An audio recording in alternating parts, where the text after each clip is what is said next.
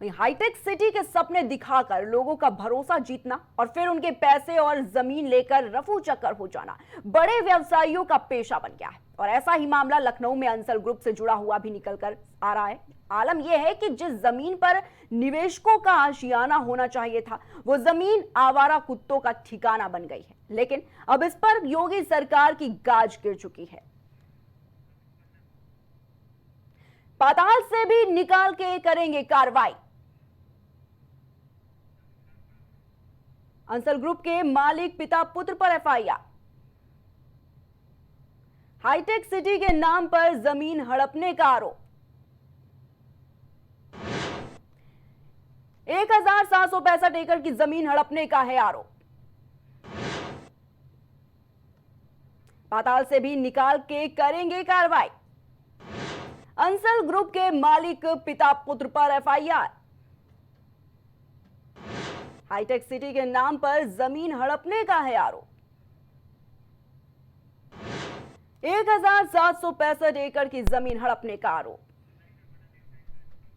CM योगी ने मामले पर सख्त रुख अपनाते हुए कहा है कि अगर आरोपी पाताल में भी छुपा हुआ होगा तो उसे भी निकालकर कार्रवाई की जाएगी।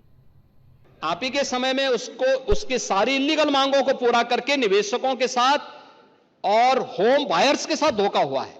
ये सब समाजवादी पार्टी के समय में सारे काम हमारे सामने उसको हमने कभी उसको ध्यान को नहीं किया। आपने उसके लिमिट को बढ़ाया था, हमने उसको घटाया था और शिकंजा कस करके आज उसको इस स्थिति में पहुंचा देंगे। अगर एक भी होम बायर के साथ धोखा किया तो सारी प्रॉपर्टी को भी जब्त कर लेंगे। किसी होम बायर के साथ खिलवाड़ नहीं होने देंगे। लेकिन मैं इस बात के लिए भी आश्वस्त करूंगा कि अगर किसी को गलतफहमी होगी कि किसी गरीब का पैसा या किसी नागरिक का पैसा लेकर के वह कहीं भाग जाएगा तो पाताल से भी उसको निकाल करके लेके आएंगे और सजा दिला देंगे और सबको हम गारंटी देंगे कि उसका पैसा उसको मिल जाए। और इसी खबर पर तमाम जानकारी के लिए हमारे साथ हमारे संवाददाता बसंत लाइव जुड़ चुके हैं। बसंत, आपसे जानना चाहूंगी, जिस तरीके से अंसल ग्रुप पर सख्त कार्रवाई के निर्देश जो है सीएम योगी आदित्यनाथ ने दिए हैं, क्या कुछ पूरी जानकारी सामने आई है? बसंत, आपको बता दूं, अंसल ग्रुप पर कल देर रात में पुलिस के द्वारा कार्रवाई करते हुए पिता पुत्र पर एफआईआर दर्ज की गई है। 1767 एकड़ की जो जमीन थी उसको अंसल ग्रुप के द्वारा जो फर्जी तरीके से निवेशक जो थे उनसे पैसा ले लिया गया था। फिलहाल पिता जो सुशील कुमार और जो पुत्र है अरुणा, दोनों पिता पुत्र पर पुलिस के द्वारा कार्रवाई की गई है। साथ में सीएम योगी ने कल सदन में बोलते हुए ये भी कहा था कि अगर वो पाताल में भी छुपा होगा तो उसको भी वहां से खोद के लाएंगे और जो निवेशक हैं उनके साथ अन्याय नहीं होने। तो कहीं ना कहीं अंसल ग्रुप पर एक बार सरकार की तरफ से शिकंजा फिर से कसता हुआ जरूर नजर आ रहा है। जी, अब अंसल, क्या कोई निर्धारित तारीख जो है वो तय की गई है? क्योंकि लगातार देखा जा सकता है कि जो बायर्स थे वो अपनी शिकायत दर्ज करा रहे थे कि जो उनका पैसा है वो डूब रहा है इसमें। तो क्या कुछ तारीख जो है इसको लेकर तय की गई है?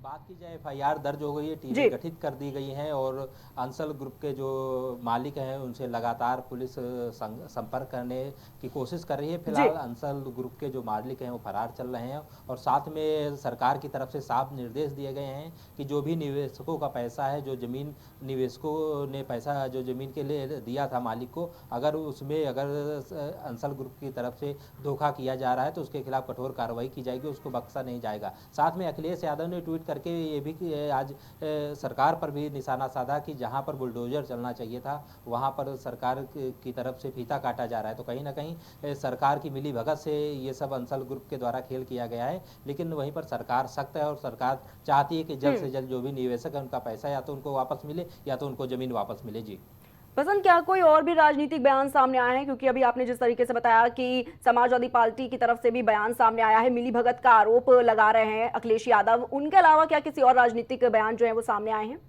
देखिए, और राजनीतिक किसी पार्टी की बात की जाए तो फिलहाल अभी तक समाजवादी पार्टी की तरफ से अखिलेश यादव के ट्विटर हैंडल से ये बयान जारी किया गया है। लेकिन अभी तक अन्य पार्टियों के द्वारा कोई ऐसा बयान नहीं दिया गया है। लेकिन फिलहाल सरकार की तरफ से लगातार मॉनिटरिंग की जा रही है ताकि जल्द से जल्द जो निवेशक है उनका जो पैसा फंसा है या तो उनको जमीन मिले या तो उनका पैसा वापस किया जा सके। जी ठीक है बसंत, बहुत बहुत शुक्रिया आपका हमारे साथ जुड़ने के लिए और तमाम जानकारी साझा करने के लिए।